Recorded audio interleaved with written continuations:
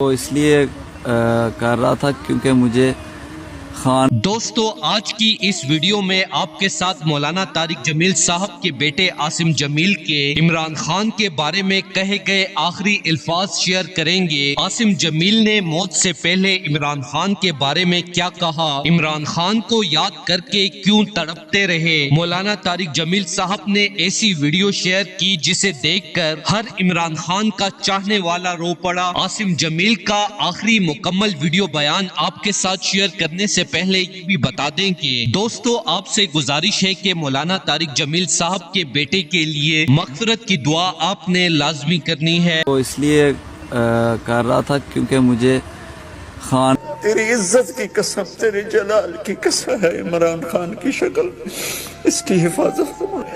یا اللہ، نیک سیرت ہے، دیانتدار ہے، محنتی ہے، اس کی مدد فرما، اس کی مدد فرما، آگے سے پیچھے سے دائیں سے بائیں سے اس کی حفاظت فرما۔ یا اللہ میں تجھے گواہ بنا۔